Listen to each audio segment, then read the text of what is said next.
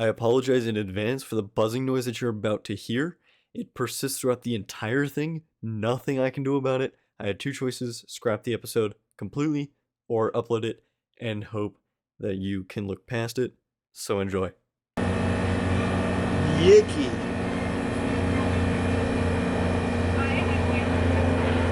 How we're gonna be UFC fighters one day. Let's. I'm gonna kill myself. I'm actually gonna kill myself.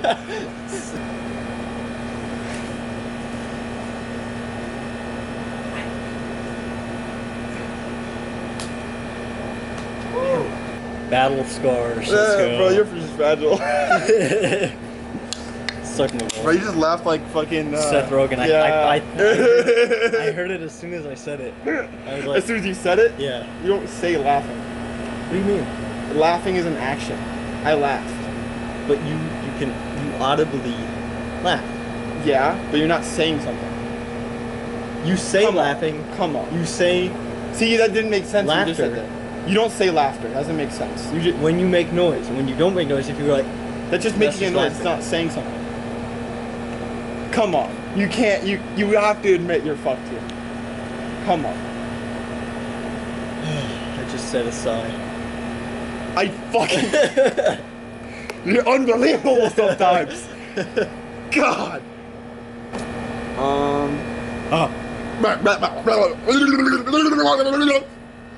Okay, let's go. Welcome to Brutal. the MMA podcast. How you doing today, Charles? Wonderful. How are you? He's not doing great. We assumed that no-gi was every day in jiu-jitsu. We started jiu-jitsu recently. I started like 3 days before him, so I'm better. As you saw just a little bit earlier ago. Boring rule. Suck my ass.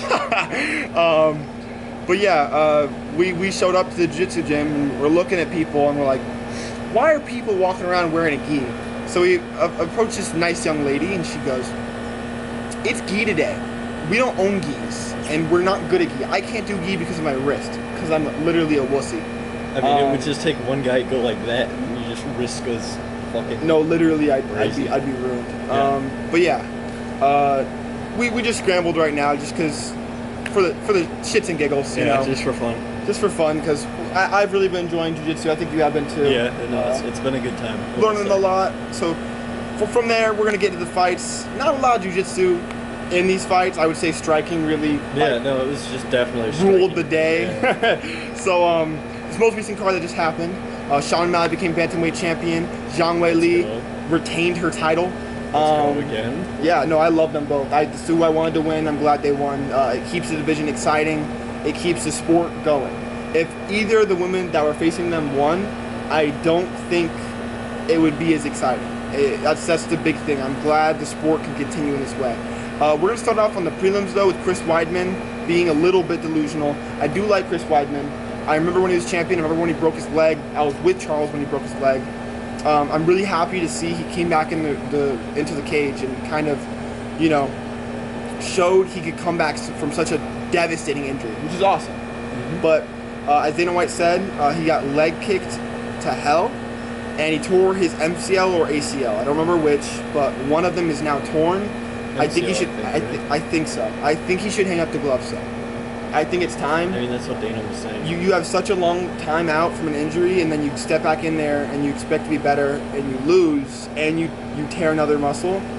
It's time for you to retire. Don't worry, guys. I'm gonna come back even better than before. That's what he said in an Instagram post, and it's unfortunate to say, but it's unrealistic to see Chris Weidman back in the cage soon. So, I mean, he had what, like a 900-day. 50 days off from the UFC, Wow. and I don't blame him for that. And it's amazing he got back in the cage, but he should leave it at that. And from there, we're gonna go into the main card, which started off with Chito Marlon Vera versus Pedro Munoz. And this was a fun little fight. Chito really won just by using his jab, honestly. Pedro Munoz can't stand a good jab. This has been notorious. Look at Jose Aldo. There's plenty of other examples, but Pedro can't stand a good jab, and that's exactly what Chito did. In the second and third, started landing those hard jabs, did more damage, and as usual, Marlon Chito Vera never looks like he has a scratch on him after his fights. Never. He Yeah. literally will It was get elbowed in the surprising. face, kicked in the face, whatever. Every time he gets out of a fight, he looks like he just walked in the cage. Yeah. He never bleeds. It's very weird. But with him winning that, we'll get him to the next fight, but it kind of sets him up for title contention against Sean O'Malley, which is awesome. I'm really excited for that. That is very interesting, actually. Sean O'Malley's only loss is against Marlon Chito Vera, and Chito obviously wants to fight for the belt. He wants the money, and Sean O'Malley said, if Chito wins tonight, I want to fight him for the belt. And I think it's the most compelling matchup. I don't think you put Marat Dvalishvili in there. Remember when Marab fought Jose Aldo and just hugged him for 15 minutes, and I cried because he retired after? Yeah. Yeah, I will never forgive Marat ever again. You know, I don't like Henry Cejudo, but Henry Cejudo called him Marat, and now I can't stop calling him Marat. Marat Dvalishvili, the hugger, the leg hugger, bro. He's literally like a little kid humping your leg. It's like a little chihuahua. Pisses me off. He's a little ankle biter. Absolute ankle biter. But, you know, we can just move on from there. Pedro Munoz really did well compared to Chito's other opponents, honestly. I expected a Chito knockout. I thought he would land the head kick or get a really good flush elbow in there, but no. Pedro kept his own, so good for him. I don't know what's up for his future. Either way, he could obviously gatekeep the title challengers. That's what he's been doing for a long time. So from there, I think we had Ian Gary and Neil Magny. That was a good fight. Ian Gary bullied Neil Magny. Bullied him. I'm a little bit annoyed with the MMA community recently because they're upset that Ian Gary turned heel. But if they were paying any attention to recently, he's been like that for a while. Right? He's been like that for a long time. Ian Gary has been taking pictures with Jeff Neal's mugshot on it before their fight, and then Jeff Neal pulls out, and then he starts berating Neil Magny because Neil Magny made a slip up and kind of said like, "I'm gonna beat him like I beat my kids," and that's taken out of context, and I'm paraphrasing also. That's not exactly what he said, but that's kind of the gist. Yeah. And Ian Gary's like, "That's disgusting," and kind of just like took him for a child beater. But I think we know what Neil Magny was saying when he actually he was trying to just compare him to a child. Yeah. I'm sure he takes care of his children, but Ian Gary took it a little too far, so the MMA community hates him now. It's childish. Ian Gary's an absolutely insane prospect. He wants to fight Shavkat. He wants to fight all these insanely good fighters, and he's not really willing to settle for less than that. And I mean, he deserves it. He was fucking absolutely going crazy, deserves it. just blasting the leg the entire time. Blasting leg. At the end of the third round, did you see the front kick up the middle? Yeah. Just push kicks Neil Magny in the face after he's already wobbling on the legs. I mean, and I was surprised. Like, I was happy that he did because I was watching it, and like I noticed his leg got wobbled, very towards the beginning. Yeah. And Ian Gary noticed it, which I was happy about because just started attacking the legs, screaming at the fucking attack the guy, the legs, do leg, and like fucking Ian Gary is very melatonin. cerebral. He's very cerebral. He knows what he's doing. He's a very smart fighter. People were also saying he's trying to do too much to be like McGregor. He's from the exact same neighborhood as Conor McGregor. Of course he's gonna talk like Conor McGregor. Slut mosquito. I don't fucking bitch. That's why I'm wearing the rash guard. I fucking slap him. Slap him then. Slap him then. Do something about it. Do something about it. Slap him then. Slap him. I just slapped the fucking shit out of him. Yeah, but Ian Gary, he's his own person. Of course he's Irish. Of course he talks shit. That's where the comparisons end, in my opinion. They're completely different weight classes. One was more successful in 145. He's more successful in 170. Let the comparisons end. I mean, it's stupid. From there, I'm missing a fight. I'm missing a fight from the main card, so forgive me. I do need to check my phone. Damon Blackshear and Mario Batista. Mario Batista did exactly what I thought he would and showed up the young fella and Damon Blackshear. Mario Batista has been in this game for a long time. He's training partners with Sean O'Malley, and he always shows it when he goes out there. I mean, he's 4-0 in his last 4. Damon did really well in the first round. I think he took it. It was close, but I think he took it. And for a 7 days after he last fought, that's an amazing showcase. Amazing. I'm very happy for Jamal Blackshear. And it put his name out there a lot more, gave him some more popularity. Kind of similar to how Terrence McKinney came up, where he would just take fight after fight. And same with Kevin Holland. I think it was... everyone likes to see those kind of athletes. Yeah, and I mean, I was obviously hoping for Blackshear to win. I think he was going to win, probably not. But, I wanted Mario Batista just because I've been a Mario Batista fan for a long time. I've seen all of his fights, so I understand the context of being recency bias. Like Damon Blackshear, you'd want him to win. I get that. I think Damon just needs more time in the sport to marinate and become a veteran. But from there, we had Zhang Wei Li, Let's go, versus Amanda Lemos. What can I say? 294 strikes to 29.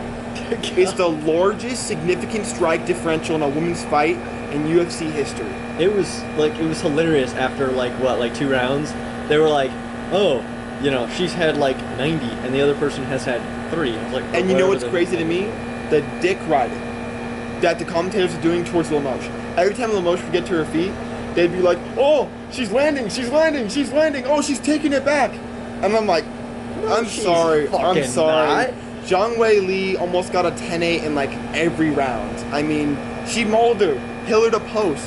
I think there's 1 or 2 like really big strikes that Lemos landed that may have got me a little bit worried, but it wasn't nothing close to fight ending. Zhang Wei Li wasn't rocked once, and she didn't flinch once. Yeah. So I'm glad to see the Chinese champion, the true Chinese champion, not Israel Adesanya, going in there and getting a really good win.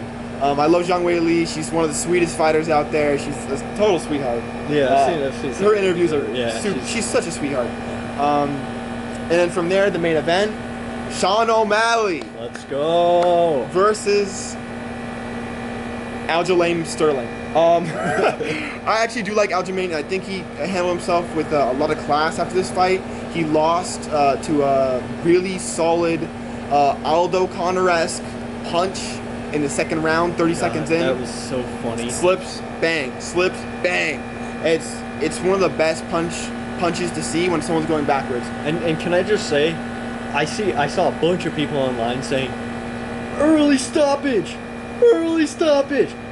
What the fuck, dude? I thought it was a late stoppage. I was sitting there like waiting for him to fucking stop it because he kept sitting there and he was just like banging his head off like a basketball off the ground, and he was just sitting there. It was what, like 17 unanswered strikes or something, and he finally stopped it. I was like, and people, let him get. I'm like, what do you mean? That was deserved. If you stop the fight between Israel Adesanya and Alex Pereira, then you definitely stop the fight between Aljamain Sterling and Sean O'Malley. Yeah. Because Sean O'Malley was landing a lot. It was about 15, 16 unanswered strikes, hammer fist, straight rights, straight lefts. I mean, the ground and pound was brutal from Sean O'Malley, and to say anything otherwise is a little bit ridiculous. Good for Sean O'Malley. I can't wait to see him fight Cheeto next. Not a lot more to say there. From there, we're going to jump into UFC Singapore. Max Holloway versus TKZ. Really excited about that one. Oh, so that's why it's at 2 a.m. Yep. We're going to be pulling an all-nighter to watch that one. Yeah, tomorrow I work, I get off, I go to a Metallica concert, and then after I get out of the Metallica concert, I then have to go straight back, go to his house, and then we're going to have to pull an all-fucking-nighter to watch UFC until like 7 in the morning. And you're going to like it. You're going to like it. You're going to love it. No, I think actually, genuinely, I'm really excited for this card. A lot of really interesting Japanese fighters and Asian fighters from this card. They're almost always power punchers, which is really fun to watch. I think the only prospect I like right now from Japan that isn't a power puncher is Tatsuro Taira, who's just a submission guru. One of the best jiu-jitsu artists I've ever seen in my entire life. And he's like 6-0 or 5-0 in the UFC, all submissions. I think he has 1 decision. But we're going to start with this card. We're going to start by talking about Chidi Bang Bang Njokuani. Okay. Chidi Bang Bang Njokuani. That's an interesting... His nickname's Bang Bang. Because Chidi Bang Bang. Oh, shit. I see. Yeah. Okay. His name's Chidi Njokuani. And he's a power puncher. He had one of the best fights I've ever seen with Greg Rodriguez. Split his third eye open about this wide. One of the worst cuts I've ever seen in UFC history. Oh my god, it was big. I saw the stitches. I saw them operating on it. It was disgusting. But that's what shows you Chitty's got power. Chitty's got technique. I think he absolutely flatlines Michael Oleksiejczuk in the first round. I'm excited to watch the fight. From there, we're going to move straight to the main card because there's not too much more interesting on the prelims. On the main card, we have Justin Tafa versus Parker Porter. Justin Tafa is a younger brother of another Tafa in the UFC, and both these guys are just bangers. They throw heavy hands. Justin Tafa's UFC debut was spoiled because he fought a grappler that would just not stop hugging. He would just not stop hugging. He dragged him to the floor and hold him. I don't want to get punched. And Tafa rocked him a few times. So he kept holding, and he ended up losing the fight because he got held so much. Tafa's got potential. I think if he moves down to 205, similar to Chris Daukaus, might see some success there, unlike Chris Daukaus. But I'd love to see him fight. I can't wait to see him. Tomorrow. And when the podcast comes out, it'll be the next day. Yeah. Then we're going to have Aaron Blanchfield, Talia Santos. I think Aaron Blanchfield's going to run away with this one. You got two of the most talented prospects in the women's flyweight division. Aaron Blanchfield, absolute guru on the ground. Talia Santos, same thing. Amazing wrestlers. I think you'll see a lot of really fun scrambles. Could be like a Gamrot type of fight where you see a lot of really fun scrambles. Like Gamrot versus Arman Saryukin, the best scramble fight I've ever seen in my entire life. That's the guy who's really good with the single legs. They pushed the leg up of the other guy, and the guy would roll out of it. We watched that one together. We watched the replay. A lot. That's what scrambles are, and I think these two girls will bring the fire. I got Aaron Blanchfield though, just because she's such a stud. She's so young. I can't wait to see her fight. Then we've got Rinya Nakamura versus Fernie Garcia. I'm sorry, but Nagasaki, Hiroshima. Huh? That's what Nakamura is going to unleash on Fernie Garcia. I see, okay. He's got a tennis ball of a haircut for some reason, but I'm telling you, I watched his road to the UFC fights and his UFC fight, its lone UFC fight. He just knocks everyone unconscious. He's 7-0, just knocks everyone unconscious, throws caution to the wind. Fernie Garcia is not going to even be able to shoot for a takedown before eating an uppercut. I got a first-round knockout for Nakamura. I'm really excited to see that one. And then we got Giga Chikadze, knockout cancer, versus Alex Caceres. Is that his fucking... He has a charity for cancer, I believe, because one of his family members, okay. I believe his mother, lost a battle with cancer, so he has a really big charity called Knockout Cancer.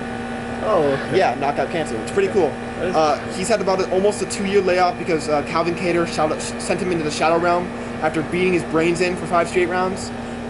Very Max Holloway, Calvin Kattar-esque, but instead Giga took a very long time off. But Giga's very advanced with the striking. I think he'll put Alex Caceres away if Alex Caceres can't bring it to the ground. So both been in the UFC for a while. Alex Caceres is a very long UFC veteran. I think he's got at least 10 losses, 10 wins in the UFC. Really? I'm excited to see them both fight. That'll be an interesting matchup. Kind of a very common striker versus grappler matchup. And after that, we got Anthony Lionheart-Smith versus Ryan Spann. Ryan Spann is still Anthony Lionheart's bitch. I mean, that's the honest truth, in my opinion. I think in every single way, even after Anthony's last lackluster performance, Anthony's just better in every way, more technical, more reserved, more calm. Ryan Spann's a bit emotional, a bit of a wreck, and I don't see... it's plus 400 odds almost for Ryan Spann get submitted by Anthony Smith, which is wild to me. Wild. Really? Yeah, because I think Anthony... Oh, that's a dog. I thought that was Nick screaming from the side. I could have sworn that was Nick. Nick just sitting in his... That's how he is. I was gonna look in the stores and be like, Okay, he's kind of right, because we'll be downstairs, like, we'll be on this side of the house, in the fucking downstairs area. Nick will be on that side of the house, in the upstairs area, and you'll just hear him fucking screaming his head off, playing fucking Tarkov. Yeah, but what's your take on Anthony Smith and Ryan Spann? Ryan Spann's a little bit more athletic, a lot more athletic, actually. I think Lionheart, I think he brings it in. It'll be nice to see. It's been a lot of unnecessary hate for Lionheart. I think he'll show the haters up tomorrow night and choke him unconscious. Coyote's going wild right now. I know, yeah. I hear him going off. We live in a little bit of a valley, so... and for the main event, Max Holloway versus TKZ. TKZ isn't what he used to be. Volkanovski absolutely murdered him in their last fight. That's when we watched in Allen's house where the Asian guy was just getting bodied and the ref stopped it after he got like rocked for the 18th time. They call him a zombie because he doesn't get knocked unconscious very often. The only guy to ever do it was Yair Rodriguez. I don't know if you saw, but Yair Rodriguez has a knockout where he, at the very last second, when the buzzer sounds, he dips his head down and throws an elbow like this and it catches that was TKZ. this guy. Oh, really? That's TKZ. Oh, I didn't realize TKZ's that. like only real knockout loss. Yeah, I hear a lot of talk about TKZ, but like I've never He's a like legend. seen him He's fight. the first ever fighter to do a twister. Speaking of Damon Blackshear. Really? Yeah. Wow. First ever fighter. Got the twister and he was a way better twister than Damon Blackshear had. It's such an insane submission. That's so, gonna be interesting to watch. I think Max Holloway, especially with all this Hawaiian rage he has in him. Sure, are you kidding From me? the islands being on fire. Oh my god. Yeah. No, he talked about he was crying in the press conference. I mean, I feel awful for him. Prayers up to I Hawaii. didn't know he was Hawaiian. Yeah, he's born and raised Hawaiian. And I think Max Holloway's going to take that aggression into the fight. And I think he's going to absolutely murder TKZ. I think it'll be a third or fourth round TKO probably. God, I am so excited to see that. Yeah. That'll be fun. It'll be an entertaining card. Yeah. So, although I'm gonna try and stay up and like keep active during it. dude, 'cause I will shit, be it's gonna be just awake as I am now. it's gonna be like the entire time. 6:30 a.m. after not sleeping for like It'll be 7:30 when the 30s. card ends. I know. Yeah. Oh, so it'll be 7 by the time. Holy fucking shit. Our dude. sleeping schedules are going to be ruined. I mean, I normally stay up till like 2 a.m. I've got my tattoo appointment right after that. I'm getting a bayonet on my arm. My great-grandfather's bayonet he brought from Japan. That's cool. Yeah, That'd I'm be excited. really Straight from Nagoya. It was made in Nagoya by Toyota. What'd you call me? Come on, man. All right. Well, we'll see you guys after UFC Singapore, and we hope you have a great day. Yep. Adios.